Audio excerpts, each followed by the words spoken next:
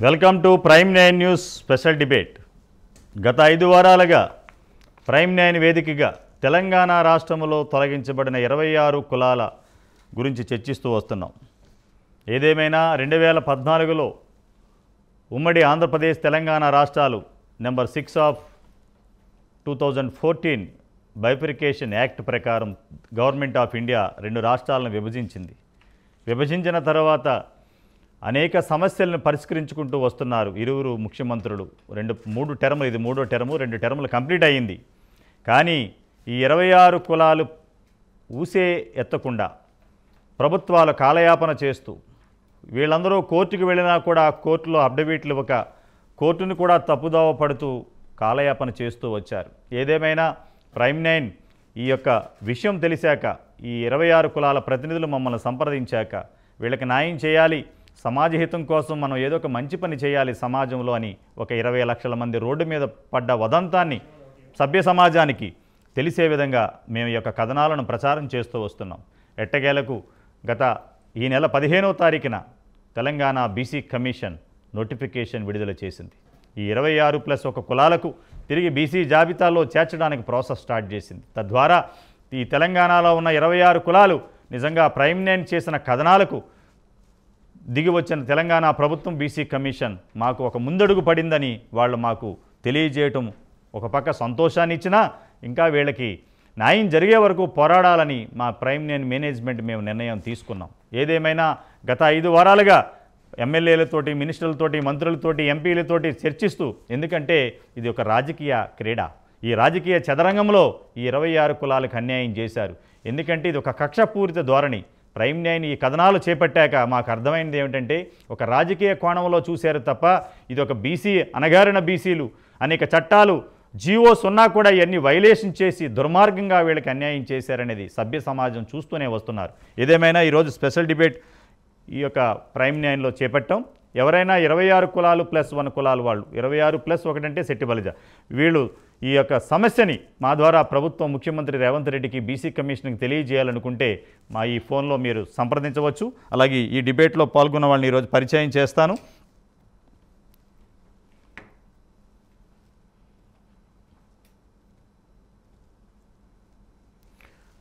కూనిరెడ్డి శ్రీనివాస్ గారు, కన్వీనర్ తెలంగాణ కొప్పుల వెలమ సంక్షేమ సంఘం, నమస్కారం అండి. అలాగే శ్రీరామచంద్రమూర్తి బోడేపల్లి, ప్రధాన కార్యదర్శి కళింగ వెల్ఫేర్ సొసైటీ, అలాగే వీరు ఈ 26 కులాల జేఏసీ ప్రధాన కార్యదర్శి కూడా ఉన్నారు. నమస్కారం అండి. అదే కాసేపట్లో ఈటల రాజేంద్ర గారు, ఎంపీ బీజేపీ మల్కాజ్గిరి పార్లమెంట్ సభ్యులు కూడా జూమ్ లైన్లో సిద్ధంగా ఉన్నారు, అందుబాటులోకి వస్తారు. ఈ లోపల మనం శ్రీనివాస్ గారు చెప్పండి, కొప్పుల వెలమ సామాజిక వర్గానికి సంబంధించిన కన్వీనర్గా ఉన్నారు గత శతాబ్ది కాలంగా. ఏదేమైనా మీ కమ్యూనిటీతో పాటు 26 కులాలకు జరిగిన అన్యాయం నిజంగా ఈ రోజున బాధపడాలన్నా నిజంగా సిగ్గుపడాలో ఈ అధికారులు ఈ బ్యూరోక్రాట్ చేసిన పనికి తెలియదు. కానీ ప్రైమ్ 9 దీన్ని ఒక సమాజహితం కోసం చేపట్టాం. మీకు జరిగిన నష్టం, మీరు ఎవరెవరిని కలిశారు, ఎవరెవరి చేతుల్లో మోసపోయారు, ఒక 2 నిమిషాల్లో చెప్పండి. నమస్కారం అండి. ముందుగా ప్రైమ్ 9 యాజమాన్యానికి నా కృతజ్ఞతలు, ధన్యవాదాలు. ఎందుకంటే ఒక చారిత్రాత్మక తప్పిదాన్ని ఎత్తు చూపుతూ ప్రజల్లో చైతన్యం తీసుకురావడం కోసం, ప్రభుత్వాన్ని మేల్కొల్పడం కోసం చేసే ఈ ప్రయత్నం ఎంతో ముదావహం. మా కొప్పుల వెలమ రాష్ట్ర సంఘం తరపున వారికి కృతజ్ఞతలు తెలియజేసుకుంటున్నాను. మొట్టమొదటిగా ఈ 26+1 కులాన్ని తీసేయడంలో ప్రధానంగా 3 రకాలుగా విభజించవచ్చండి. ఎందుకంటే ఒకటి, 2014 జూన్ 1 తర్వాత ఏర్పడిన టీఆర్ఎస్ ప్రభుత్వం చేసిన కక్ష సాధింపు చర్య. అది ఎలాగంటే హైదరాబాదు ఈ చుట్టుపక్కల గ్రామాలు, చుట్టుపక్కల ప్రాంతాల్లో 15 నియోజకవర్గాల్లో 10 టీడీపీ, 5 బీజేపీ అండి. ఈ 15 నియోజకవర్గాలు బీజేపీ, టీడీపీ రావడానికి ఏంట అనేది ఒక చర్చ చేపట్టి అప్పటి ముఖ్యమంత్రి గారు వీళ్ళు గెలవడానికి కారణం ఏంటంటే వలస వచ్చిన బీసీ కులాలు అని అపోహపడ్డారు. అపోహపడి వీళ్ళ మీద కక్ష సాధింపుగా ఒక జీవో తీసుకొచ్చి వీళ్ళందరినీ తీశారు. అది కూడా ఒక దుర్మార్గం. ఇది రాజకీయంగా తీసుకున్న చర్య అయితే, మరొకటి అధికారులు చేసిన తప్పిదం అదేంటంటే ఇప్పుడు చూడండి, తెలంగాణ ప్రభుత్వం వెనుకబడిన తరగతుల కమిషన్ పేరుతో ఒక ప్రకటన రిలీజ్ చేసింది. ఆ ప్రకటనలో ఏముందంటే 1993లో 20వ చట్టం ప్రకారం 3వ విభాగం ద్వారా లభ్యమైన అధికారాలను పురస్కరించుకొని అని అనౌన్స్ చేస్తారండి. నిజానికి ఆ అధికారాల్లో chapter 3 functions and powers of the కమిషన్లో ఏముందంటే the commission shall examine request for inclusion of any class of citizens as a backward class in the list and hear complaints over inclusion or under inclusion of any backward class in such list and tender such advice to the government deems appropriate. అంటే వారు ఎవరిని కలపాలనుకున్నా తీసేయాలనుకున్నా BC commission వారు చర్చించి వాళ్ళ complaints తీసుకొని వాళ్ళు discussion చేసి మాత్రమే అది ప్రభుత్వానికి నివేదిక ఇవ్వాలి అనేది అధికారులు చేయాలి. కానీ జూలైలో ప్రభుత్వం వారు బీసీ కమిషన్కి అప్పుడు బీసీ కమిషన్ చైర్మన్ లేరు, తెలంగాణ బీసీ కమిషన్ ఏర్పడలేదు. అప్పుడు Andhra Pradesh BC commission chairman, BC commission member secretary ఉన్నారు. మెంబర్ సెక్రటరీ గారికి జూలైలో ఒక రిపోర్ట్ ఇచ్చారు. ఏమంటే బీసీ కమిషన్ అంటే ప్రభుత్వం వారు తయారు చేసిన రిపోర్ట్నే బీసీ కమిషనర్కి యాజ్ ఇట్ ఈజ్గా సంతకం పెట్టి పంపించారు. అలాగే కనిపిస్తోంది. ఏంటంటే జూలైలో పంపించిన ఒక లెటర్ని ఆధారం చేసుకొని 1/8/2014 నాడు తెలంగాణ గవర్నమెంట్కి వాళ్ళు రిపోర్ట్ ఇచ్చారు. 26+1 కులాలు వీళ్ళ వలస వచ్చిన వాళ్ళు, అంటే వలస వచ్చిన వాళ్ళు అనేది వేరు, సంచార జాతులు అనేది వేరు. వీళ్ళ సంచారం కోసం తిరిగే వాళ్ళు అన్నట్టుగా తీసుకొచ్చారు. దీనికి వలస రావడం మైగ్రేట్, ఎవరైనా ఎక్కడికైనా వలస వెళ్తారు. ఈ వలస వచ్చారు అనేది తీసుకొచ్చి దాన్ని గవర్నమెంట్కి ఇస్తే 1/8/2014 నాడు గవర్నమెంట్కి రిపోర్ట్ ఇస్తే బీసీ కమిషను 14/8/2014 నాడు GOMS 3 ప్రకారము తీసేశారండి. అంటే ఎంత దుర్మార్గం అంటే ఉరిశిక్ష పడ్డ ఒక ఖైదీని కూడా విచారించి నీ ఆఖరి కోరిక ఏంటో చెప్పమంటారు. కానీ ఒక జీవితాల్ని కొన్ని లక్షల మంది జీవితాల్ని నిర్దాక్షిణ్యంగా వాళ్ళ జీవితాలను నాశనం చేసేసి పెద్ద కార్యక్రమం తీసుకుంటున్నప్పుడు కనీసం ఈ ప్రకటన ఇప్పుడు 2014 తర్వాత 2022 వరకు బీసీ కమిషన్ వరకు ఒక పబ్లిక్ ప్రకటన ఇవ్వలేదండి. మిమ్మల్ని తీసేస్తున్నాం, మీరు అబ్జెక్షన్స్ ఏంటి, మీరు ఏంటని చెప్పాల. 2022లో ఇచ్చారు. తర్వాత రేవంత్ రెడ్డి గారు గవర్నమెంట్ 2024లో వచ్చింది. మళ్ళీ రేపు ఇప్పుడు ప్రైమ్ న్యూస్ వారి ఎఫెక్ట్తో మళ్ళీ రేపు 15వ తారీఖున మళ్ళీ ఇచ్చారు. అంటే 3 సార్లు కమిషన్ వారు బీసీ కులాల వాళ్ళు మిమ్మల్ని తీసేసాం ఏం చేయ. సుప్రీంకోర్టులో పడ్డప్పుడు హైకోర్టులో సెట్టి బలిజల వాళ్ళకి ఏమైంది, 26+1లో మాకు 5 ఉపకులాలు ఉంటే 4 ఉపకులాలు బీసీగా చలామణి అవుతుంటే ఈ ఉపకులాన్ని ఎందుకు పక్కన పెట్టారని హైకోర్టు ఎత్తే హైకోర్టు ఆర్డర్ ఇచ్చింది, అది స్టే ఇచ్చింది గవర్నమెంట్ వారు దీని మీద చేయమని. అయితే రీజన్లో మళ్ళీ దాన్ని కొట్టేశారు. ఎంత దుర్మార్గమైన చర్య అంటే అసలు గౌడ, శ్రీశైన, యాత, సెట్టిబలిజ లాంటి కులాలు 5 కులాలు కూడా బీసీ కులాలు ఉన్నాయి. ఇంకా మా కొప్పుల వెలమ కులాల్లోకి వచ్చి 4 కులాలు ఉంటే ఆది వెలమ, పద్మనాయక వెలమ ఓసీలో ఉంటే పోల్నాటి, కొప్పుల వెలమ బీసీలో ఉన్నాయండి. మాది వేరు కానీ సెట్టిబలిజల్దే వేరు. కానీ అది కూడా అలా చేశారు. అందరూ కలిసి సుప్రీంకోర్టుకి వెళ్ళాం. సరే, ఇది పక్కన పెడితే అధికారులు చేసిన తప్పిదం. వాళ్ళు 14వ తారీఖున జీవో ఇచ్చారు, అయిపోయిందండి. ఆ జీవోతో మొత్తం అందరినీ చేసేశారు. ఇప్పుడు ఎందుకని రాజకీయంగా తీసుకున్న వేళ్ళు. శ్రీనివాస్ గారు, ఒకసారి అరికపూడి గాంధీ గారు ఫోన్ లైన్లో సిద్ధంగా ఉన్నారు మాట్లాడడానికి. ఒక్క నిమిషం మీతో మాట్లాడతాను. అరికపూడి గాంధీ గారు నమస్కారం అండి. నమస్కారం సార్. నమస్కారం. గత 5 వారాల నుంచి ఈ 26 కులాలు ప్లస్ 1 కులాల కోసం ప్రైమ్ న్యాయ వేదికగా వీళ్ళకి జరిగిన అన్యాయాన్ని మాత్రమే సభ్య సమాజానికి తెలియాలి, తద్వారా బ్యూరోక్రాట్సు ఇప్పుడున్న రేవంత్ రెడ్డి ముఖ్యమంత్రి ఇచ్చిన కుకట్పల్లి బహిరంగ సభలో ఇచ్చిన మాట నెరవేరాలి, వీళ్ళకి న్యాయం చేయాలని ఒక సమాజహితం కోసం ఈ కార్యక్రమం చేస్తున్నాం. అనేక మంది ఎమ్మెల్యేలు, మంత్రులు, ఎమ్మెల్యేలు కూడా స్పందించారు. మీరు కూడా గతంలో బీసీ కమిషన్ మెంబర్ సెక్రటరీ కానీ బీసీ కమిషన్ చైర్మన్ని కలిసి మీ ప్రయత్నాలు మీరు చేశారు. ఏదేమైనా ఈ రోజు వరకు వాళ్ళు రోడ్డు మీద నిలబడ్డారు. దాని గురించి మీరు ఏమంటారు అరికపూడి గాంధీ గారు? ప్రైమ్ 9 న్యూస్లో మీరు తీసుకున్నటువంటి చొరవ బీసీ కులాల పట్ల సార్ ఎంతో ఇబ్బందులు పడుతున్నటువంటి రాష్ట్రాలు విడిపోయినాక దేశంలో నలుమూలల నుంచి ఎక్కడ ఉద్యోగ ఉపాధి అవకాశాలు ఉంటే అక్కడికి వలసలు అనేది సహజం. అది అమెరికా కావచ్చు, ఇండియా కావచ్చు, తెలంగాణ కావచ్చు, ఆంధ్రప్రదేశ్ కావచ్చు, బొంబాయి కావచ్చు, ఇంకో చోట కావచ్చు. సార్ మరి రాష్ట్రాలు విడిపోయినాక 26 కులాల విషయంలో 26 కులాలు ఉద్యోగపరంగా పిల్లల చదువుల పట్ల రకరకాలుగా ఇబ్బంది పడుతున్నటువంటి పరిస్థితి చూస్తా ఉన్నాం. నాకు కూడా చాలా సార్లు రిప్రజెంటేషన్ ఇచ్చారు. గత ముఖ్యమంత్రి గారి దగ్గర కూడా తీసుకెళ్ళాం. అలాగే బీసీ కమిషన్ దగ్గర కూడా మిత్రులందరూ కూడా తీసుకెళ్లి కలవటం కూడా జరిగింది. మరి ముఖ్యమంత్రి గారు కుక్కటిపల్లిలో జరిగిన సభ వారు ఖచ్చితంగా నేను సపోర్ట్ చేసి ఇది చేసే బాధ్యత నేను తీసుకుంటానని కూడా చెప్పారు. ఇది ఒక మంచి పరిణామం అని చెప్పి భావించాం. అయినప్పటికీ కూడా దీన్ని ఇంప్లిమెంట్ చేయాల్సిన బాధ్యత ప్రభుత్వం మీద ఉంది. మా ప్రాంతంలో నివసిస్తున్నటువంటి మిత్రులు శ్రేయభిలాషులు అంతా కూడా ఎన్నోసార్లు మమ్మల్ని కలిశారు. కొంతమంది ఎమ్మెల్యేలు కూడా కలిసి మేమంతా కూడా గతంలో కలవటం కూడా జరిగింది.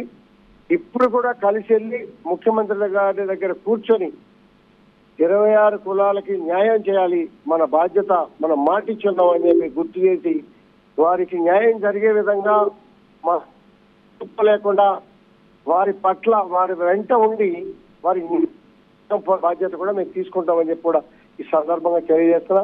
అతి త్వరలో ఇంకా మరికొంతమంది ఎమ్మెల్యేలను కూడా తీసుకొని కలిసి ఆ న్యాయమైన కోరికని మరి సాల్వ్ అయ్యే విధంగా ప్రయత్నం చేయడంలో కీలకమైన బాధ్యత తీసుకుంటామని చెప్పి కూడా ఈ సందర్భంగా తెలియజేస్తున్నా. ఇప్పుడు మిత్రులు చాలా విషయాలు చెప్పారు. అవన్నీ కూడా పరిగణలో తీసుకొని చేయాల్సిన బాధ్యత ప్రభుత్వం మీద ఉంది. ఖచ్చితంగా ఇది అమలు కావాలని చెప్పి మనస్ఫూర్తిగా కోరుకుంటాం. గాంధీ గారు ఈ నెల 15వ తారీఖున మళ్ళీ బీసీ కమిషన్ ఈ ప్రైమ్యాన్ కథనాలకు స్పందించిన ప్రభుత్వం ఒక నోటిఫికేషన్ ఇచ్చింది. ఈ నెల 31/5/2025 నుంచి 13 జూన్ వరకు కూడా ఈ యొక్క సబ్మిషన్స్ కానీ అభ్యంతరాలు ఇవన్నీ కూడా తీసుకోవడానికి నోటిఫికేషన్ రిలీజ్ చేశారు. ఒక శేర్లింగంపల్లి ఎమ్మెల్యే 3 సార్లు ఫస్ట్ టైం టీడీపీలో, తర్వాత టీఆర్ఎస్ నెగ్గి ఒక సీనియర్ శాసనసభ్యులుగా ఉన్నారు. అదే ఆసియాలో అతిపెద్ద నియోజకవర్గం. ఈ 26+ ఒక కులాలు సెట్టిబలిజా కూడా మీ యొక్క కాన్స్టిట్యున్సీలో వేలాది మందిగా ఉన్నారు. వీళ్ళందరి తరపున రేపు జరగబోయే కమిషన్లో మీ ఎమ్మెల్యేగా మీరు ఒక లెటర్ ఇచ్చి వీళ్ళని కలపాలనే కార్యక్రమం ఏమైనా చేస్తారా గాంధీ గారు? 100% గతంలో కూడా ఇచ్చాం. ఇప్పుడు కూడా ఇంకా చొరవ తీసుకొని లెటర్తో పాటు నేను కూడా స్వయంగా వచ్చి నా బాధ్యతని పోషించే విధంగా వారి పట్ల అన్యాయం జరిగినటువంటి తీరుని వివరించి వారికి న్యాయం జరిగే విధంగా కృషి చేస్తానని చెప్పి తెలియజేస్తాను. ఈ 26 కులాల జేఏసీ ప్రతినిధులు త్వరగా రేపు ఎల్లుండో మిమ్మల్ని కలుస్తానని చెప్తున్నారు. ఈ డిబేట్లోంచి లైవ్లో చెప్తున్నారు. గాంధీ గారిని కలుస్తాం, వారి సహాయం కూడా తీసుకుంటాం. మాకు న్యాయం జరిగే వరకు అరికిపూడి గాంధీ గారు మా వెంట ఉండాలని వీళ్ళు రిక్వెస్ట్ చేస్తున్నారు. ఏమంటారు? 100% కలిసి ముందుండి వారి న్యాయం జరిగే విధంగా నా లెటర్తో సహా మరికొంత ఎమ్మెల్యేలు కూడా కలిపి వారి లెటర్లు కూడా తీసుకెళ్లే బాధ్యత కూడా నేను తీసుకుంటానని చెప్పి తెలియజేస్తాను. థ్యాంక్ యూ గాంధీ గారు. ఫోన్ లైన్లోకి వచ్చి మీ యొక్క స్పందన తెలియజేశారు. ఏదేమైనా అరికిపూడి గాంధీ గారు ఒక మాట ఇస్తున్నారు. నేనే కాకుండా ఈ హైదరాబాద్లో ఉన్న పార్టీలకు అతీతంగా ఎమ్మెల్యేలతో మాట్లాడతాను, వాళ్ళ లెటర్లతో తీసుకుని జేఏసీ ప్రతినిధితో బీసీ కమిషన్ చైర్మన్ నిరంజన్ గారిని, అలాగే వీలైతే ముఖ్యమంత్రికి కూడా కలిసి ఈ యొక్క సమస్యని పరిష్కరించి ఇప్పటితోడైనా దీనికి ఫుల్ స్టాప్ పడి ఏదైతే రేవంత్ రెడ్డి గారు కుక్కట్పల్లి బహిరంగ సభలో ఇచ్చారో నెల రోజుల్లో కలుపుతానని దాన్ని కట్టుబడి ఉండి వాళ్ళ నిర్ణయం తీసుకోవాలని గాంధీ గారు కోరుతున్నారు. థ్యాంక్ యూ గాంధీ గారు ఫోన్ లైన్లోకి వచ్చినందుకు. థ్యాంక్ యూ అండి. చెప్పండి శ్రీరామూర్తి గారు. జేఏసీగా అనేక పోరాటాలు చేశారు. మీరు కళింగ వెల్ఫేర్ సొసైటీకి ప్రధాన కార్యదర్శిగా ఉన్నారు. అలాగే హైకోర్టుకు వెళ్ళారు, సుప్రీంకోర్టుకు వెళ్ళారు, అన్ని మెట్లు ఎక్కేశారు. ఎక్కిన తర్వాత దీన్ని ఏదోటి చేయాలి, ఉద్యమ రూపంలో తీసుకురావాలని 26 కులాలతో కలిపి అప్పుడు మీరు ఒక జేఏసీగా కండిపోయిన శ్రీనివాస్ సెట్టిబలిజ ఒక మీ అసోసియేషన్ ప్రెసిడెంట్గా మీరు ప్రధాన కార్యదర్శిగా ఇలాగ బాబురావు గారు, ప్రభాకర్ గారు వీళ్ళందరూ మీరు ఒక అసోసియేషన్కి ఏర్పడి అనేక మంది ఎమ్మెల్యేలు ఎంపీలతో కలిసి మళ్ళీ లెటర్లు ఇవ్వటం అదంతా చేసుకొచ్చారు. కానీ 26 కులాలకి ఒక జేఏసీకి ఏర్పడ్డాక ఏ రోజైనా మీకు ముఖ్యమంత్రి అపాయింట్మెంట్ దొరికిందా ఆ రోజుల్లో? ఇప్పటివరకు అదే మా దౌర్భాగ్యాన్ని మేము ఫీల్ అవుతున్నాం అసలు. ఎందుకంటే గత ముఖ్యమంత్రి గారు కానీ ఇప్పుడు ముఖ్యమంత్రి గారు కానీ మాకు అపాయింట్మెంట్ ఇవ్వలేదు. ఇంత తీవ్రమైన ఇంత అన్యాయం అయిపోయినటువంటి ఇలాంటి విషయాన్ని వాళ్ళు అంటే అసలు సీరియస్గా తీసుకోలేదంటే నిజంగా మా యొక్క ఈ 26 కులాల దౌర్భాగ్యాన్ని మేము ఫీల్ అవుతున్నాం. బట్ ఇప్పటికైనా ఏంటంటే ప్రభుత్వం మేల్కొని మీ ఛానల్ ద్వారా దీన్ని గత ఇంచుమించు నెలన్నర నుంచి మా విషయాన్ని మీరు పరిగణలో తీసుకొని ఈ కులాలకు ఎలాగైనా మేలు చేయాలనే ఉద్దేశంతో డిబేట్ చేపట్టడం ద్వారా వచ్చినటువంటి చలనంతో ఇవాళ తెలంగాణ బీసీ కమిషన్ ఒక నోటిఫికేషన్ విడుదల చేయడం, అదేవిధంగా ఏంటంటే ఈ కులాల యొక్క స్థితిగతుల్ని మళ్ళీ సబ్మిట్ చేయమని అడగటం ఇవంతా కొంచెం అంటే ఆశాజనకంగా ఉంది.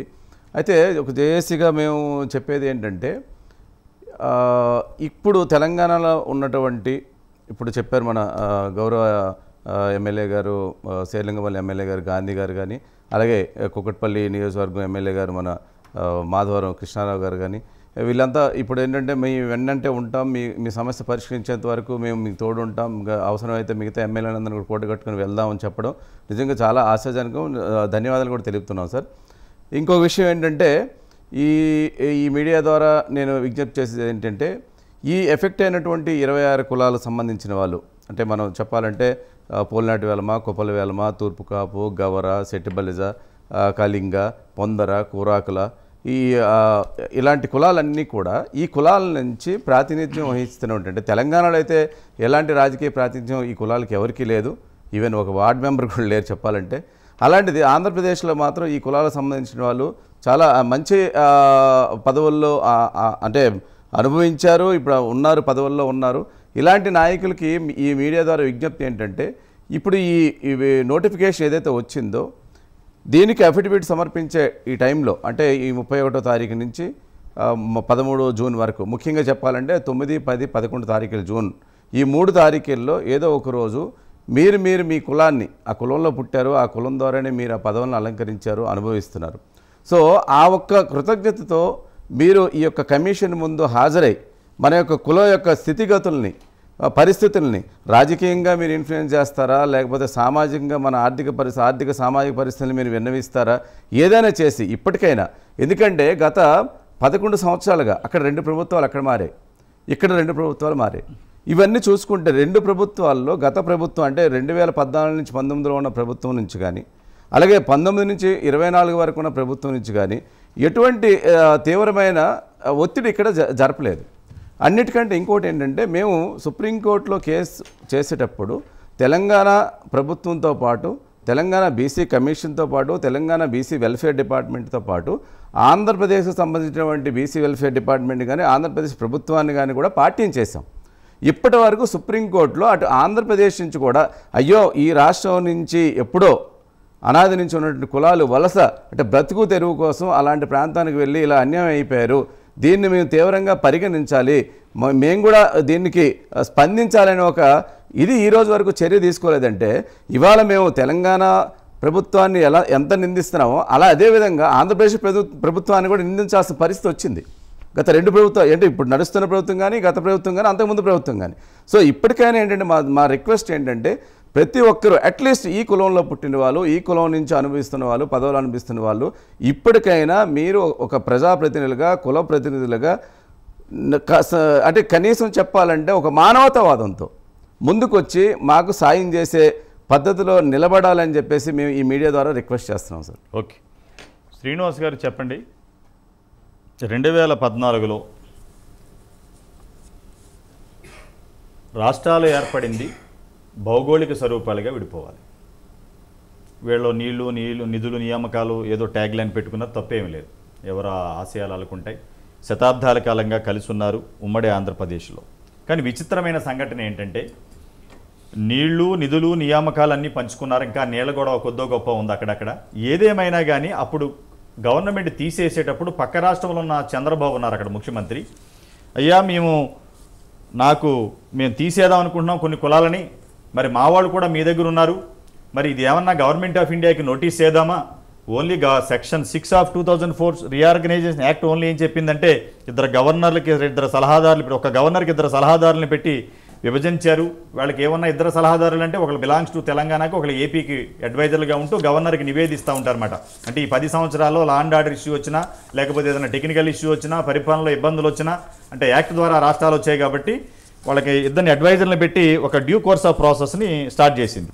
కానీ అప్పుడు ఇక్కడ తెలంగాణ అధినేతగా ఉన్న ముఖ్యమంత్రి కేసీఆర్ గారు చేసిన విషయం ఏమిటంటే పక్కనున్న రాష్ట్రంలో కొంతమందిని ఇక్కడ తీసేస్తున్నాను, ఎఫెక్ట్ అవుతారు 26 కులాలు, కొన్ని లక్షల మంది, పక్కనున్న రాష్ట్ర ముఖ్యమంత్రితో కూడా మాట్లాడి, ఎందుకంటే అప్పుడు బీసీ కమిషన్ లేదు, అప్పుడు అక్కడ లేదు, ఇక్కడ లేదు, ఎందుకంటే కొత్త యాక్ట్ వచ్చింది, ఇంప్లిమెంటేషన్ చేసుకోవాలి, అసెంబ్లీలో మండలిలో బిల్లు పెట్టాలి, తద్వారా చట్టాలు ఏర్పాటు చేసుకోవాలి.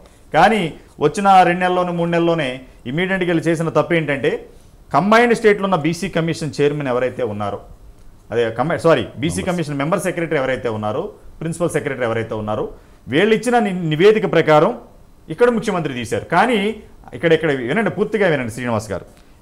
ఈయన అక్కడున్న ముఖ్యమంత్రిని కూడా సంప్రదించాలి రూల్ ప్రకారం అయితే, ఎందుకంటే the officer belongs to both the states. ఎందుకంటే కొత్తగా ఇంకా ఏమీ చేసుకోలేదు.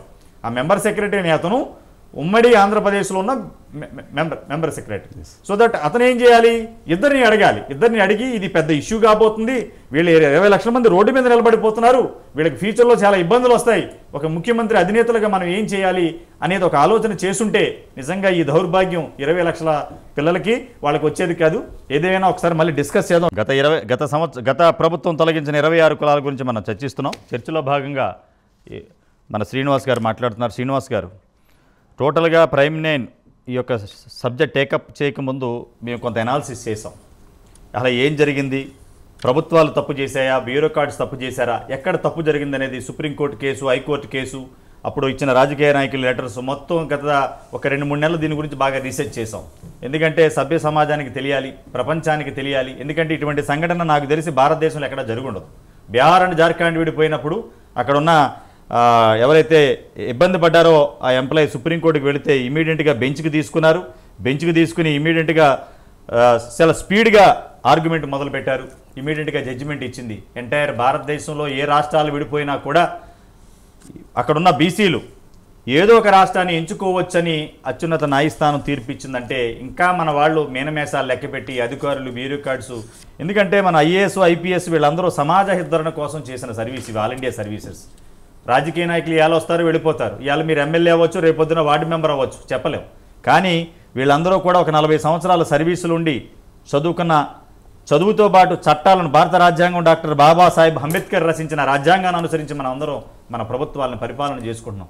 కానీ అప్పుడున్న బీసీ మెంబర్ సెక్రటరీ నిజంగా ఒక లెటరు 26+1 కులాలను తీస్తున్నాం, the request letter received from the KCR, మేము ఇలా చేస్తున్నాం, మీ ఒపీనియన్ ఏంటని అడుగుంటే నిజంగా ఆ రోజున చంద్రబాబు వీళ్ళిద్దరూ కూర్చొని మనం ఆస్తులు పంచుకున్నాం, నిధులు పంచుకున్నాం, అన్నీ పంచుకున్నాం, ఈ 26 కులాలని భూభాగంలో అవతలు ఉండాలా, యువతలు ఉండాలా అనేది కూడా వీళ్ళ నిర్ణయం తీసుకుంటే అప్పుడు గవర్నమెంట్ ఆఫ్ ఇండియా చెప్పేది ఏంటంటే ఇక్కడ ఉన్న కులాలందరూ అటు వెళ్ళిపోండి, అక్కడ ఉన్న కులాలు. ఇది జరగలేదు ఎక్కడా కూడా.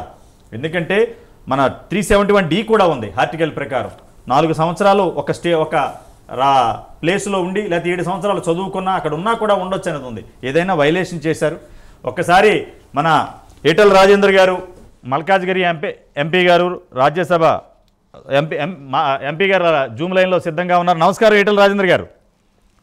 నమస్కారం సార్. గత 5 వారాల నుంచి ప్రైమ్ 9 వేదికగా ఈ తీసేసిన 26+1 కులాల కోసం ఒక ప్రత్యేక కార్యక్రమాన్ని చేపట్టాం. కారణం ఏంటంటే వీళ్ళ కోసం ఏ ప్రింట్ అండ్ ఎలక్ట్రానిక్ మీడియా పోరాడడం లేదు. కానీ గతంలో మీరు అనేక సందర్భాల్లో 26 కులాల కోసం పోరాడుతూ వీళ్ళకి న్యాయం చేయాలని మీరు పోరాటం చేస్తూ వచ్చారు. ఏదేమైనా ప్రైమ్ 9 కథనాలతో స్పందించిన Revanth Reddy and BC commission ఈ నెల 15వ తారీఖున నోటిఫికేషన్ ఇచ్చారు రాజేంద్ర గారు. అలాగే మీ యొక్క కాన్స్టిట్యున్సీలో ఎన్నికల సమయంలో కూడా తమరు కూడా 26 కులాల కోసం నేను పోరాడుతాను, వీళ్ళకి అన్యాయం చేసింది గత ప్రభుత్వం, రేవంత్ రెడ్డి గారు ఇచ్చిన మాట నిలబెట్టుకోవాలని మీరు కూడా ఎన్నికల ప్రచార భాగంగా చెప్పారు. ఏమంటారు? ఇప్పుడు నోటిఫికేషన్ వచ్చింది, రేవంత్ రెడ్డి గారు నెల రోజుల్లోనే కలుపుతానంటారు. ఏమంటారు దీని గురించి మీరు? యాక్చువల్గా సార్ మీరు చెప్పినట్టుగా నేను మలకాయిరి పార్లమెంట్లో పోటీ చేద్దామనే ప్రస్తావన వచ్చినప్పుడు సార్ కూకట్పల్లిలో ఈ 26 కులాలకు సంబంధించినటువంటి నాయకులంతా కూడా ఒక మీటింగ్ ఏర్పాటు చేసి సార్ వీళ్ళు పిలిచినప్పుడు ఒకటే మాట చెప్పిన, సమైక్య రాష్ట్రంగా ఉన్ననాడు అటు వాళ్ళు ఇటు వచ్చిండ్రు, ఇటు వాళ్ళు అటుపోయిండ్రు, అనేక సంవత్సరాల కాలం పాటు కొనసాగింది. కాబట్టి ఒక రాష్ట్రంలో ఒకే చట్టం అమలవుతున్నప్పుడు ఒక కులాన్ని రెండు భాగాలుగా, అంటే ఒకరు బీసీ అని ఒకరు ఓసీ అని అట్లా సెగ్రిగేట్ చేసేటువంటి సమస్య న్యాయం కాదు. ఎట్టి పరిస్థితులలో వీళ్లకు అక్కడ ఏ కులమైతే ఏ సర్టిఫికేట్ అయితే దొరుకుతా ఉందో ఇక్కడ కూడా అదే సర్టిఫికేట్ ఇవ్వాలని చెప్పి నేను కూడా చెప్పడం జరిగింది. సార్ ఇది న్యాయంగా ఇది పైరవి సంబంధించిన అంశం కాదు. ఇది అంటే కేవలం అనాలోచితంగా గుడ్డి ద్వేషంతో దీన్ని పక్క పెట్టింది తప్ప దీంట్లో ఏమాత్రం న్యాయబద్ధత లేదు. ఇప్పటికైనా ప్రభుత్వం స్పందించి అది నిర్ణయం తీసుకోవడం మంచిది, కానీ వెంటనే అమలు చేయాలని చెప్పి నేను కోరుతా ఉన్నాను. సార్ ఇవాళ దేశం మొత్తంలో దేశం మొత్తంలో రాష్ట్రాల పరంగా వేరు ఉండొచ్చు. ఇవాళ ఇక్కడ ఒక బీసీగా ఉండి కర్ణాటక పోతే ఎస్సీగా ఉండి, లేకపోతే కర్ణాటకలో ఓసీగా ఉండి ఇక్కడ వస్తే బీసీలుగా ఉండి, ఇట్లా రకరకాలు ఉండొచ్చు. కానీ ఇక్కడ స్పెసిఫిక్ సమస్య ఏంటంటే ఆంధ్రప్రదేశ్ రాష్ట్రం అనేది అనేక సంవత్సరాలుగా కలిసిమెలిసి కొనసాగినాం కాబట్టి వేరే రాష్ట్రాలకు సంబంధించి ఇక్కడ వర్తించేటువంటి ఆస్కారం లేదు. ఇవాళ రజకులు ఉన్నారు. రజకులు ఈ తెలంగాణలో బీసీల కింద వస్తారు, రజకులు కర్ణాటకలో ఎస్సీల కింద వస్తారు. కొంతమంది ఆర్గ్యుమెంట్ పెడుతున్నారు, అవునండి రజక వృత్తి చేసే వాళ్ళు ఇక్కడొక కులంగా అక్కడొక కులంగా పరిణిస్తున్నారు. నిజమే కావచ్చు, కానీ ఇక్కడ ఆంధ్రప్రదేశ్ రాష్ట్రంలో కలిసిమెలిసి అనేక సంవత్సరాలు ఉన్నాం కాబట్టి డెఫినెట్గా ఈ 26 కులాలు ఇంత ఉద్యమాలు చేయాల్సిన అక్కర్లేదు, ఎన్నిసార్లు దరఖాస్తులు పెట్టాల్సిన అక్కర్లేదు, న్యాయబద్ధంగానే ఆ సమస్య పరిష్కారం కావాల్సిన అక్కర ఉండే. కానీ ఇవాళకైనా అది జరుగుతున్నందుకు సంతోషం. ఆ వర్గాలకు సంపూర్ణంగా నేను మద్దతు ఇస్తా ఉన్నా. ఆ సమస్య పరిష్కారం కావాలని చెప్పి కోరుతా. రాజేంద్ర గారు, ఒక విషయం చెప్పండి. 2014లో జీవో నెంబర్ 3 ద్వారా అప్పటి ప్రభుత్వం ఏ విధమైన బీసీ కమిషన్ లేకుండా తీసివేసింది, వితౌట్ నోటీస్. తీసేస్తున్నప్పుడు మీ అభ్యంతరాలు కూడా అడగలేదు. కానీ ఈ రోజున మళ్ళీ ఒక బీసీ కమిషన్ నోటిఫికేషన్ ఇచ్చి మళ్ళీ మీ వినతులు ఇవ్వండి అని ఇప్పటికి 3 సార్లు జరిగింది ఈ తంతు. ఇప్పటికైనా రేవంత్ రెడ్డి గారు ఇచ్చిన మాట ప్రకారం నిలబెట్టుకుంటారని ఆశిస్తున్నారా ఈటెల రాజేంద్ర గారు? దీనికి మళ్ళా కమిటీలు వేసుడు, కమిషన్లకు పంపడం బట్టి అవివేకం. Already existing. ఇప్పుడు ఈ కులం మారుతుందా అండి చెప్పండి? అదే సార్, కులం మారుతుందా? కులం శ్రీకాకుళంలో ఉన్న గదే కులం పేరు పెట్టి పిలుస్తారు, ఇక్కడ ఉన్న గదే కులం పేరు పెట్టి కాన్స్టాంట్ గా ఉండదు. ఇప్పుడు మనం సర్టిఫికేట్ లోనే హిందూ అని రాస్తారు. హిందూ అనేది కానీ లేకపోతే ముస్లిం అనేది కానీ మారుతుందా అండి? కాదు కాదు. ఇన్కమ్ సర్టిఫికేట్ మారుతుందేమో కానీ, ఇన్కమ్ సర్టిఫికేట్ మారుతుంది కానీ ఈ డేట్ ఆఫ్ బర్త్లు కానీ కులం సర్టిఫికేట్ కానీ ఇది రిలీజియన్ సర్టిఫికేట్ మారుతుందా అండి? మీరు చెప్పిన మాట రాజేంద్ర గారు, మీరు చెప్పిన మాట కనుక ఆ రోజున అధికారులు కానీ అప్పుడున్న ముఖ్యమంత్రులు కనుక ఆలోచన చేస్తుంటే పుట్టిన కులంలో ఏదైతే పుట్టాడో అదే కులంలో చనిపోతాడు. కానీ మధ్యలో కులం మారదు. తండ్రి ఓసీ, కొడుకు బీసీ, తండ్రి ఏమో బీసీ, కొడుకు ఏమో ఓసీ. ఈ సిస్టంలో 11 సంవత్సరాలుగా నానుస్తూ వచ్చారు. కానీ జార్ఖండ్ అండ్ బీహార్ విడిపోయినప్పుడు మీరు చెప్పినట్టే ఏ రాష్ట్రాలైనా విడిపోతే ఆ రాష్ట్రంలో ఉండే హక్కు బీసీలకు ఉంటుంది, చూస్ చేసుకునే హక్కు బీసీలకు ఉంటుంది. ఆ ప్రభుత్వాలు వాళ్ళకి రిజర్వేషన్ ఇవ్వాలని చెప్పింది అత్యున్నత న్యాయస్థానం. కానీ ఇప్పటికీ కూడా మళ్ళీ కమిషన్ వేసి వీళ్ళ అభ్యంతరాలు తీసుకోవటం, వీళ్ళ వినతులు తీసుకోవటం, ఇప్పటికీ వీళ్ళకి ఒక రకమైన భయం ఉంది. ఏంటంటే ఆ గత ప్రభుత్వం చేసిన మోసం కానీ వీళ్ళు చేస్తారా? మాకు 20 లక్షల మంది ఉన్నాం ఈ రాష్ట్రంలో. అటు చంద్రబాబు దగ్గరికి వెళ్ళలేం, ఇటు కర్ణాటక వెళ్ళాం, ఇటు తమిళనాడుకి వెళ్ళాం. ఇక్కడే పుట్టి ఇక్కడే చనిపోవాలి. కానీ పుట్టిన కులం మార్చేసి అధికారం ఎవరికైనా ఉందంటారా? రాజ్యాంగంలో రాజేంద్ర గారు మీరు అనేక ఉద్యమాలు చేశారు. తెలంగాణలో నీళ్లు నిధులు నియామకాల కాల ఉద్యమం చేసిన చరిత్ర మీది. ఇప్పుడు ఏ పార్టీలో ఉన్నా కానీ ఒక ఈటెల రాజేంద్ర గారు అంటే ఒక బ్రాండ్, ఒక బీసీలో నాయకుడిగా ఉన్నారు. ఏం చెప్పాలనుకున్నారు ఈ యొక్క బీసీ వర్గాలకు కానీ చేసిన అన్యాయాన్ని? ఇప్పటికే జరగాల్సిన నష్టం జరిగిపోయింది సార్. ఏ వేదన అయితే అనుభవించద్దో అనుభవించారు. కరెక్ట్. ఇప్పటికైనా ఆ వేదన నుంచి దూరం చేయాల్సిన అక్కర ఉంది.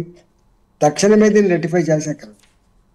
Okay sir, okay, thank you. Zoom లైన్లోకి వచ్చినందుకు ఈటెల రాజేంద్ర గారు, మీరు కూడా ఈ 26 కులాల జేఏసీ వాళ్ళు మిమ్మల్ని కలుస్తానంటున్నారు. ఒక బీసీ కమిషన్ నోటిఫికేషన్ ఇచ్చింది. మీరు కూడా ముఖ్యమంత్రి రేవంత్ రెడ్డికి బీసీ కమిషన్కి ఒక లెటర్ ఇచ్చి మీ యొక్క వీళ్ళకి ఏదైతే మీరు మాట ఇచ్చారో నేను సపోర్ట్ చేస్తానని ఆ విధంగా వీళ్ళు మిమ్మల్ని కలుస్తానంటున్నారు. త్వరలో వచ్చి మీరు కూడా ఒక లెటర్ ఇచ్చి వీళ్ళకి ముందుకు నడిపిస్తారా రాజేంద్ర గారు? వాళ్ళ వెంట తప్పకుండా ఎక్కడ అన్యాయం ఉంటుందో అక్కడ నేను ఉంటా, గుర్తుపెట్టుకోండి. అదే సార్, అదే మీ మీద నమ్మకం ఉంది. ఎందుకంటే ఒక బీసీ సామాజిక వర్గానికి చెందిన ఎంపీఏ కాదు, మీరు ఏదైనా మాట ఇచ్చారంటే అది ఏదేమైనా కమిట్మెంట్తో ఉంటారు. అటువంటి రాజకీయాలు చేస్తూ వచ్చారు. కాలానుగుణంగా ఈరోజు మీరు బీజేపీలో ఒక ఎంపీగా ఉన్నారు. కానీ అతిపెద్ద కాన్స్టిట్యున్సీ మల్కాజ్గిరి మేడ్చల్, దానికి మీరు ప్రాతినిధ్యం వహిస్తున్నారు. ఈ బీసీ రిజర్వేషన్ అయిన తర్వాత కూడా ఓబీసీ నుంచి కూడా తీసేశారు. ఎందుకంటే స్టేట్లో బీసీ లేకపోతే సెంట్రల్లో ఓబీసీ ఉండదు. రేపొద్దున రానున్న రోజుల్లో మీరు లోక్సభలో ఈ ఓబీసీ కూడా వచ్చేటట్టు 26 కులాలకి న్యాయం చేయాలని కోరుతున్నారు రాజేంద్ర గారు మిమ్మల్ని. యాక్చువల్గా ఇప్పటికే ఇక్కడ బీసీలుగా ఉండి కేంద్ర ప్రభుత్వంలో ఓబీసీలుగా లేకపోవడం వల్ల సార్ ఇలా కేంద్ర ప్రభుత్వంలో ఉండేటువంటి అనేక రకాల ఫలితాలు అనుభవించలేకపోతున్నాం అని చెప్పి చాలా సంవత్సరాలుగా వాళ్ళు ఫైట్ చేస్తూ ఉన్నారు. ఆ సమస్య పెండింగ్లో ఉంది కేంద్రం దగ్గర. ఆ సమస్య మీద కూడా తప్పకుండా వెంటనే ఫైట్ చేస్తా. ఇప్పుడు ఏవైతే బీసీలుగా రేపు ఎంటర్ అయిన తర్వాత అక్కడ కూడా ఓబీసీ గుర్తించాల్సి అక్కడ ఉంది. కాబట్టి ఈ రెండింటి పట్ల నా కర్తవ్యాన్ని పూర్తిస్తా అని చెప్పి మీకు మాటిస్తున్నా. Thank you. తెలంగాణ రాష్ట్రంలో ఒక ఉద్యమ నాయకుడిగా మీకు ఒక పేరుంది. అలాగే 26 కులాల కోసం ప్రైమ్ లైన్ చేస్తున్న ఈ ఉద్యమానికి మీరు కూడా ఫోన్ లైన్లోకి వచ్చి మీ యొక్క అభిప్రాయాన్ని తెలియజేసి వీళ్ళకి నేను అండగా ఉంటాను, నేను సీఎం గారికి బీసీ కమిషనర్కి లెటర్ ఇస్తాను, రేపు ఎల్తో కొట్లాడుతానని మీరు మాట ఇచ్చారు. ఏదేమైనా మీరు ఇచ్చిన మాట నిలబెట్టుకుంటారని ఇలా ఆశిస్తున్నారు. Thank you. జూమ్ లైన్లోకి వచ్చినందుకు ఈటెల రాజేందర్ గారు నమస్కారం అండి. నమస్కారం. Thank you. శ్రీనివాస్ గారు, గత రాజేంద్ర గారు చెప్పారు, చాలా వ్యాలిడ్ పాయింట్ చెప్పారు. అసలు పుట్టిన కులం మారిపోవడం ఏంటి?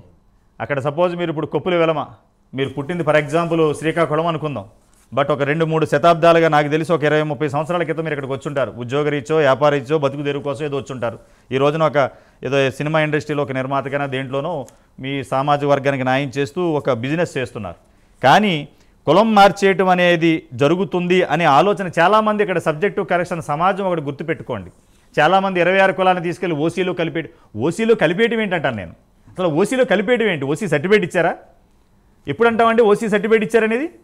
నిజంగా 26 కులాలని మీ స్థితిగతులు బాగున్నాయి, మేము కమిషన్ వేసాం, విచారణ చేసాం, మీరు బిల్డింగ్లు ఉన్నాయి, ఆస్తులు ఉన్నాయి, కోట్లాధిపతులు, అందుకని మేము తీసేస్తున్నాం, మీరందరూ ఓసీలుగా పరిగణిస్తారని చెప్పేసి ఈ 26 కులాల ఇంటి పేర్లు సరనేములు అన్నీ పెట్టి ఓసీగా సర్టిఫికేట్ అని ఇచ్చారండి. ఏమన్నా జీవో ఇచ్చారా?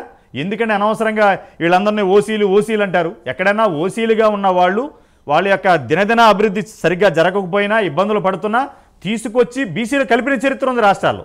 లేకపోతే ఎస్టీలను తీసుకొచ్చి ఎస్సీలను కలిపిన చరిత్ర ఉంది కొన్ని రాష్ట్రాల్లో, రాజేంద్ర గారు చెప్పినట్టు. కానీ ఇక్కడ ఏదీ లేకుండా అన్యాయంగా చేశారు. మీరు చెప్పారు, ఇప్పుడు ఇచ్చారు నాకు లెటరు. నిజంగా మేము ప్రైమ్ లైన్ కథనాలు చేశాక మనకు మిత్రుడు ఫోన్ చేసి చెప్పారు నాకు, ఓటు బ్యాంక్ రాజకీయాల కోసమే వీళ్ళని తీసేశారని. దీనికి ఇదే నిదర్శనం. పీసీఆర్ గారు ఒకసారి దీన్ని జూమ్ చేయండి. ఈ నియోజకవర్గాలది, ఈ నియోజకవర్గాల్లో 26 కులాలు అధికంగా ఉండటం వల్ల వీళ్ళందరూ మనకి ఓటేస్తారో ఓటేయరో, లేకపోతే వీళ్ళందరూ పక్కనున్నారా చంద్రబాబు నాయుడుకో ఎవరికో సపోర్ట్ చేస్తారేమనుకుని ఒక కక్షాపూరిత వైఖరితో అన్యాయం చేశారు. ఎంత బాధాకరణ విషయం అంటే, ఈ స్వతంత్ర భారతదేశంలో రాజ్యాంగాలు చట్టాలున్నా కూడా ఒక బీసీ కులాలను అన్యాయంగా ఒక 42-52% ఉన్న బీసీలు తెలంగాణ రాష్ట్రంలో ఒక 26 కులాలను తీసేస్తే మహాయితో 1-2% పెరుగుతుంది. కొన్ని లక్షల్లో కోటల్లో లేరు వీళ్ళు, ఎవరును అన్నదమ్ములుగా కలిసి ఉన్నారు, ఇక్కడే పుట్టారు శతాబ్ద కాలంగా. ఎవరైనా అన్యాయం జరుగుతుంటే ప్రశ్నిస్తారు. కానీ ఇక్కడ వచ్చిన సమస్య ఏంటంటే, ఒక ఏరియా వైజు కాన్స్టిట్యూషన్ వైజు ఎవరెవరు పోటీ చేస్తే ఎవరెవరు నెగ్గుతారు, మనకు అక్కడ అనుకూలం ఉంటుందా లేదా అని ఆలోచన చేసి ఈ యొక్క కుట్రపూరిత రాజకీయ కోణంలో ఆలోచించారు. ఏదేమైనా చరిత్ర చెప్పింది, కర్మ ఎవరిని వదిలిపెట్టదు. మనం చూసాం, కర్మ సిద్ధాంతం అనేది అందరికీ వర్తిస్తుంది. అదే జరిగింది 26 కులాలు ప్లస్ ఒక కులానికి చేసిన అన్యాయానికి. చెప్పండి శ్రీనివాస్ గారు. చిత్రం ఏంటంటే సత్యనారాయణ గారు, ఈ 10 మంది టీడీపీ వాళ్ళు ఎవరైతే బీసీ కులాలు టీడీపీని గెలిపించిందని అపోహపడ్డ కేసీఆర్ గారు ఈ 10 మందిని టీఆర్ఎస్లో కలుపుకున్నారండి. ఈ 10 మందిని టీఆర్ఎస్లో కలుపుకున్నారు. పేర్లు చెప్పండి, సమాజానికి తెలియాలి. కుత్బుల్లాపూర్ వివేకానంద గారు, కూకట్పల్లి మాధవరం కృష్ణారావు, ఇబ్రహీంపట్నం కిషన్ రెడ్డి గారు, ఎల్బీ నగర్ ఆర్ కృష్ణయ్య, మహేశ్వరం తేగల కృష్ణారెడ్డి, రాజేంద్ర నగర్ ప్రకాష్ గౌడు, శేర్లింగంపల్లి అరకపూడి గాంధీ గారు, జూబ్లీ హిల్స్ మాగంటి గోపీనాథ్ గారు, సనత్ నగర్ తలసాని శ్రీనివాస్ యాదవ్, కంటోన్మెంట్ సాయన్న. వీరందరూ ఇప్పుడు టీడీపీలో లేరు. 10 మంది ఎమ్మెల్యేలు బిలాంగ్స్ టు అప్పుడు టీడీపీ, ఇప్పుడు టీఆర్ఎస్ అండి. కానీ ఓట్ల రాజకీయాలు, కానీ ఆ ఓట్లు వేసి నెగ్గించారన్న భ్రమలో ఉన్నాడు ఆయన. మళ్ళీ వాళ్ళనే తీసుకొచ్చి ఆ పార్టీలో చేసుకున్నారు. తీసుకుంటారు, అభ్యంతరం లేదండి. కానీ ఎవరికైతే ఓట్లు వేశారని 26 కులాలని బీసీల నుంచి వసూలు చేస్తారో వీళ్ళందరూ టీడీపీలోకి నుంచి టీఆర్ఎస్లోకి వెళ్ళిపోయిన తర్వాత వాళ్ళందరినీ బీసీలు చేయాలి కదా ఆయన. అది కదండి న్యాయం. ఇప్పుడు వీళ్ళకి వేసిన ఓటర్లందరూ టీఆర్ఎస్లోకి వెళ్ళిపోయినప్పుడు అదే టీఆర్ఎస్కి సంబంధించిన ఓటర్లు అవుతారు కదా వీళ్ళందరూ. మరి వీళ్ళందరినీ ఎందుకు కలపలేదు అనేదండి. ఇప్పుడు చూడండి, ఇప్పుడు సెంట్రల్ సెన్సస్ ఆఫ్ ఇండియా 1931 ప్రకారం అండి హైదరాబాదు సిటీ నిర్మాణం అయింది మైగ్రేట్ వల్ల అండి. అప్పుడు మనకి 1947కి ముందు మెద్రాస్ ప్రెసిడెన్సీ అండి. మెద్రాస్ ప్రెసిడెన్సీ నుంచి హైదరాబాద్కి వలస వచ్చిన వాళ్ళు నిజాం ప్రాజెక్టు కానివ్వండి, రైల్వే కాంట్రాక్టులు కానివ్వండి, ఏదైనా కానివ్వండి. 1901లో 55,000 మంది వచ్చారు ఇక్కడికి. 1911లో 67,000 మంది వచ్చారు. 1921లో 84,000 మంది వచ్చారు. 1931లో 132,000 మంది వచ్చారు. ఇది నేను చెప్పింది కదండి, సెంట్రల్ అది సెన్సస్ ఆఫ్ ఇండియా లెక్కల ప్రకారం 1931 బుక్ అండి. 1931 సెన్సస్ ఆఫ్ ఇండియా అండి. ఏమంటే అప్పుడు నిజాం ప్రభుత్వం వారు చేసిన ఇదండి. ఆ సర్వే ప్రకారం హైదరాబాద్ నగరమే ఇలా నిర్మితమైందండి. ఈ నగరం నిర్మితమైతే ఇంకోటి సార్, మీరు ఇందాక ఒక క్వశ్చన్ అడిగారండి, చాలా వ్యాలిడ్ క్వశ్చన్. 2014లో అప్పటికి టీఎస్ బీసీ కమిషన్ లేదండి. అప్పుడు ఉమ్మడి ఆంధ్రప్రదేశ్ ఏపీ బీసీ కమిషన్ ఉందండి. మీరు వాళ్ళు పంపించిన స్టేట్మెంట్లో కూడా, అంటే నివేదికలో కూడా ఏపీ బీసీ కమిషన్ తరపున ఇస్తున్నట్టే మెంబర్ ఆఫ్ సెక్రటరీ గారు నివేదిక ఇచ్చారండి. ఇచ్చినప్పుడు అప్పుడు BC commission, AP BC minister ఎవరు అనుకుంటున్నారు? కింజరపు అచ్చెన్నాయుడు గారు మినిస్టర్ అండి. కింజరపు అచ్చెన్నాయుడు గారు కూడా బీసీ అండి. వాళ్ళ కులాన్ని కూడా పోల్నాటి వెళ్ళమని ఇక్కడ బీసీ చేశారండి. చేసినప్పుడు బీసీ నుంచి ఓసీ చేశారండి. వాళ్ళు కూడా ఎఫెక్ట్ అయ్యారండి. కనీసం అంటే బీసీ కమిషన్ అంటే బీసీ మంత్రికి సంబంధించి ఉంటుందండి. బీసీ మంత్రికి సంబంధించిన ఒక కమిషన్లో ఏం జరుగుతుందనే విషయం ఆయనకు అవగాహన ఉండాలి. మీరు అన్నట్టు అవగాహన ఉండాలి. అప్పుడు ముఖ్యమంత్రి గారు అవగాహన ఉండాలి. అందులోనూ ఎంత దుర్మార్గం అంటేనండి, 10 సంవత్సరాల పాటు హైదరాబాద్ అనేది ఉమ్మడి రాష్ట్రం అండి. 10 సంవత్సరాల పాటు ఉమ్మడి రాష్ట్రాన్ని వాళ్ళకి గవర్నర్కి ఒక ఇది ఇచ్చిందండి. మీకు సెక్షన్ 6/19 ఇది ఉమ్మడి రాష్ట్రం ఏం చెబుతుందంటేనండి, under section 5(1) of central act అండి 6/2014 ఏం చెబుతుందంటే, on and from the appointment day Hyderabad in the existing state of Andhra Pradesh shall be the common capital of the state of 10 years. అయితే GOMS 3 ఎలా అట్రాక్ట్ అవుతుందండి? 2014 ప్రకారం attract కాదు. అదే కదా, గత 5 వారాల నుంచి మనం అదే డిబేట్ చేస్తున్నాం. నేను దీని మీద గవర్నర్ గారికి లెటర్ వేసానండి. గవర్నర్ గారికి దీంట్లో under section 8(1) of the act 6/12 ఏం చెప్తుందంటే, on and from the appointment day for the purpose of administration of the common capital area the governor shall have special responsibility for the security, life, Liberty and property of all those who resides in such area. అంటే విభజన చట్టం ప్రకారం వీళ్ళు రాజ్యాంగానికి తూట్లు పొడిచారండి. అంటే గవర్నమెంట్కి ఒక అధికారం ఉంటుందని చట్టం చెప్పినా గవర్నర్ గారికి ఉమ్మడి రాష్ట్రంలో, ఉమ్మడి రాజధానిలో ప్రత్యేకమైన అధికారాలు ఇచ్చారు. అంటే ఇక్కడ హైదరాబాద్లో నివసిస్తున్న వాళ్ళకి జీవితాలకి, వాళ్ళ స్వేచ్ఛకి, వాళ్ళ ఆస్తులకి భద్రత కల్పించాల్సిన బాధ్యత గవర్నర్ గారికి ఇచ్చారండి. అది మరిచారు. అది మరిస్తే నేను గవర్నర్ గారికి లెటర్ పెట్టానండి. గవర్నర్ గారికి లెటర్ పెట్టానండి. ఎప్పుడండి ఇది? 2022 అండి. 23 అండి. గవర్నర్ లెటర్ పెట్టండి, ఏమండి మీకు అధికారం ఉంది, ఇక్కడ ఉమ్మడి రాజధానిలో వాళ్ళ ఆర్డర్ ప్రకారం చెల్లదు. ఎందుకంటే మీకు సెక్షన్ విభజన చట్టం ప్రకారము మీకు 5A మీకు ఒక అధికారం ఉంది. ఆ అధికారం ప్రకారం ఇక్కడ జీవితాలకి భద్రత కల్పించాలి, ఇక్కడ ప్రజలకు స్వేచ్ఛకి మీ భద్రత కలిగించాలి, ఇక్కడ ఆస్తులకు భద్రత కలిగించాలి. ఆస్తి అంటే నా కొడుకు నాకు ఆస్తి. నా కొడుకు చదువుకొని ఉద్యోగం చేస్తే నాకు అవసాన దశలో, నాకు వయసు వెళ్ళిన తర్వాత వాడు నన్ను పెంచి పోషించాల్సిన బాధ్యత ఉంది. ఇప్పుడు నా కొడుకు ఏదైనా చదువుకొని ఉద్యోగానికి వెళితే, వాడికి ఉద్యోగం వస్తే వాడు నన్ను కాపాడతాడు. అది కూడా ఆ కాపాడే విధంలో మీ అబ్బాయికి బిలాంగ్స్ టు మీ కమ్యూనిటీ ద్వారా వచ్చిన రాజ్యాంగ వనరులను అనుసరించి మీకు న్యాయం చేస్తాడు. న్యాయం చేయాలండి.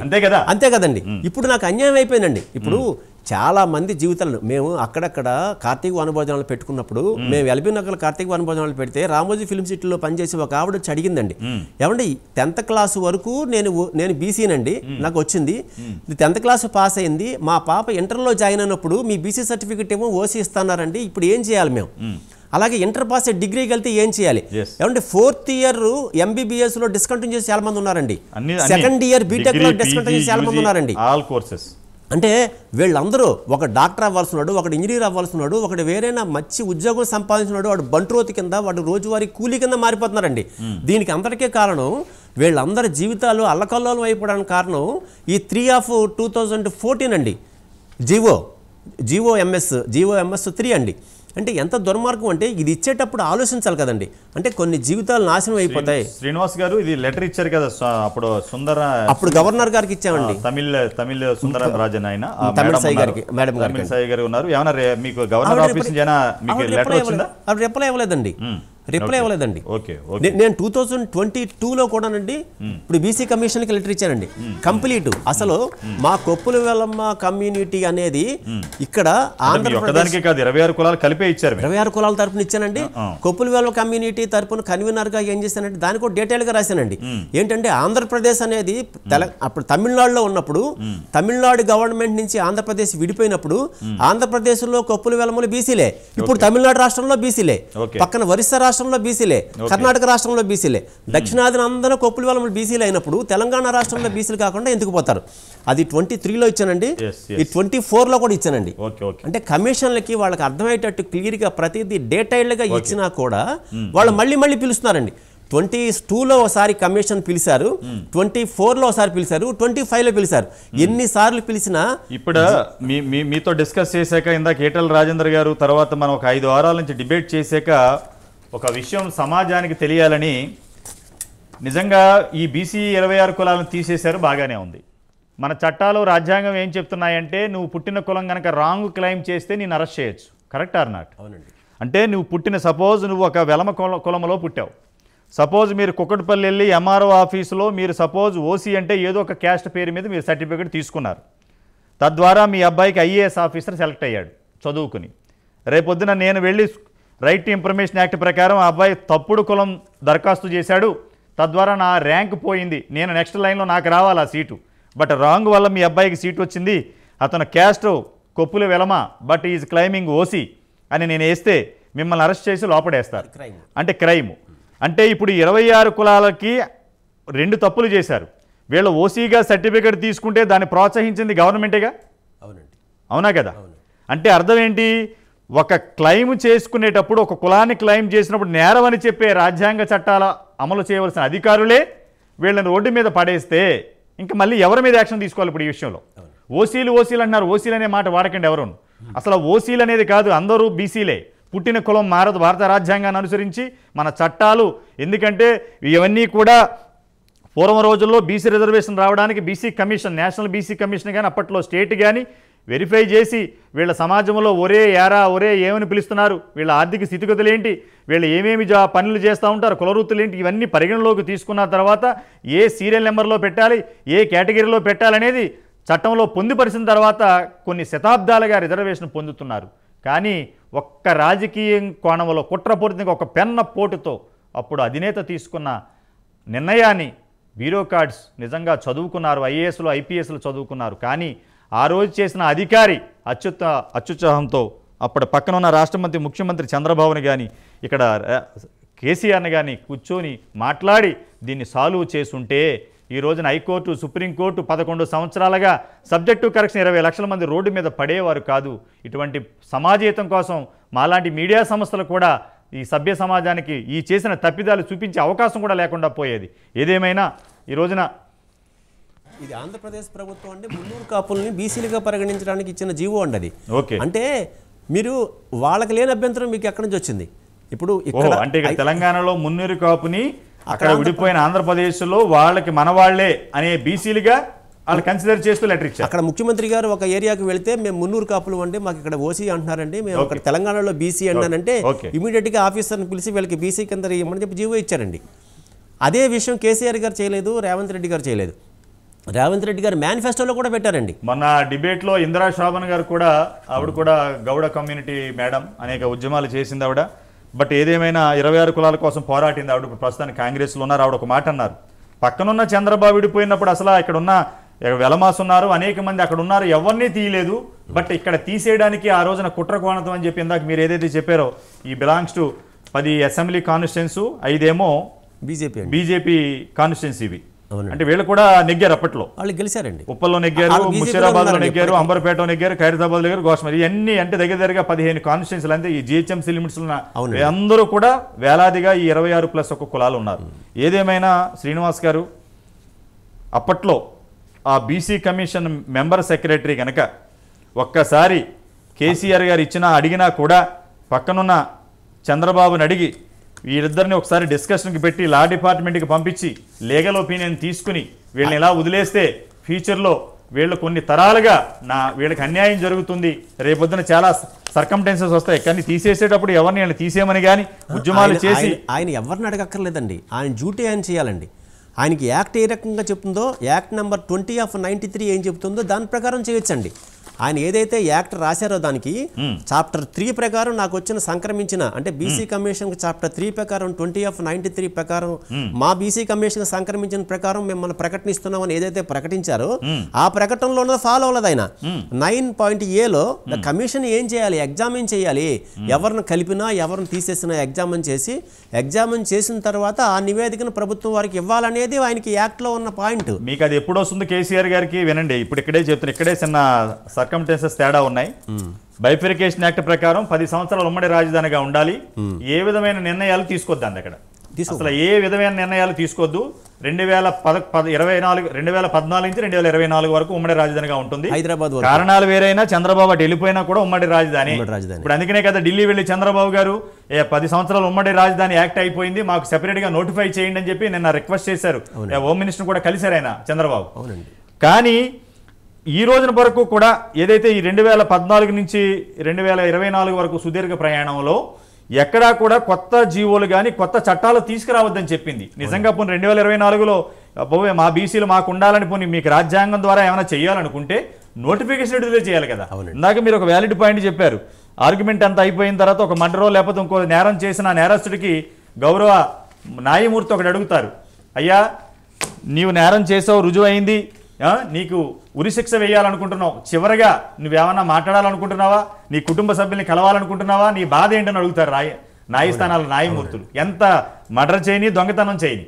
కానీ ఇక్కడ ఉమ్మడి ఆంధ్రప్రదేశ్లో కొన్ని శతాబ్దాలుగా నివసం ఉంటున్న ఈ 26 కులాలని ఒక్క మాట కూడా ఒక్క నోటీస్ ఇవ్వకుండా, ఇగో ఈ రీజన్తో నాకు ఈ అధికారం ఉంది, నేను ముఖ్యమంత్రిని, మీరు ఓట్లేసి నన్ను గెలిపించారు, అయినా మిమ్మల్ని మీకు నేను అన్యాయం చేయాలనుకుంటున్నాను, నాకు రాజకీయమే ముఖ్యం, నాకు ఓట్లే ముఖ్యం, బీసీ కులాలతో నాకు పని లేదు, నేను చేసిందే వేదం, నేను చేసిందే చట్టం అనే ఆలోచన ఆయనకు ఉన్నప్పుడు ఒక నోటిఫికేషన్ ఇచ్చి ప్రెస్ ద్వారా ఒక పబ్లిక్ హీరింగ్ పెట్టి చేసినప్పుడు అక్కడున్న పక్కనున్న చంద్రబాబు కానీ అప్పుడున్న కేంద్ర ప్రభుత్వం గవర్నర్ ఇద్దరు సలహాదారులు స్పందించి ఆ రోజునే దీనికి ఫుల్ స్టాప్ పెట్టేవారు.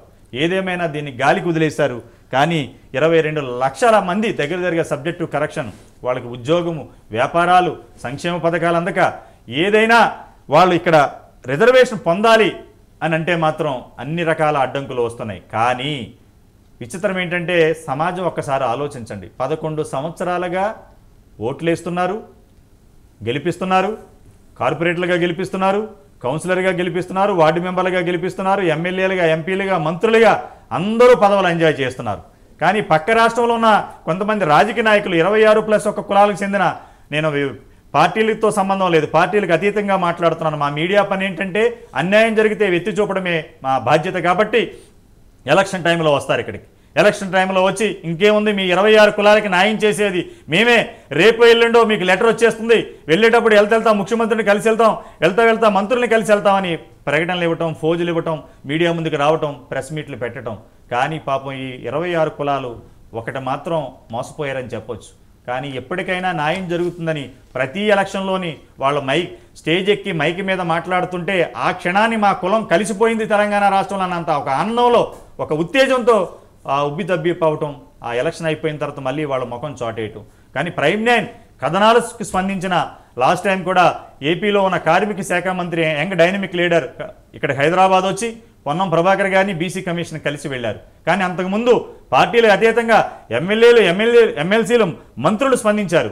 ఇప్పుడున్న అరిగిపూడి గాంధీ గారు, కృష్ణారావు గారు, ఈటల రాజేందర్ గారు, లక్ష్మణ్ గారు, అలాగే ఆర్ కృష్ణయ్య గారు అనేక మంది స్పందించి ఇది అన్యాయం, కక్షపూర్తిగా చేశారు, దీనికి కమిషన్ అవసరం లేదు, ఎంక్వైరీ అవసరం లేదు, 138 కులాలు ఏదైతే రాష్ట్రం విడిపోకముందు ఉమ్మడి ఆంధ్రప్రదేశ్లో ఉన్నాయో దాన్ని యాజ్ ఇట్ ఈజ్గా రీస్టోర్ చేసి ఎగ్జిస్టింగ్ ఎలాగైతే ఉన్నారో వాళ్ళకి ఆ సంక్షేమ పథకాలు అందజేయండి, ఆ రిజర్వేషన్ ఇవ్వండి అని వీళ్ళందరూ ముత్తుకుంటున్నా కూడా ఇంకా కొంతమంది నాయకుల్లో చలనం రాలేదంటే ఏదైతే గుర్తుపెట్టుకోండి, ఏ సామాజిక వర్గం నుంచి అయితే మీరు పదవులు అనుభవించారు ఆ సామాజిక వర్గం అన్యాయం అయిపోయినప్పుడు నిలబడాలి, దమ్ముండి ముందుకు రావాలి.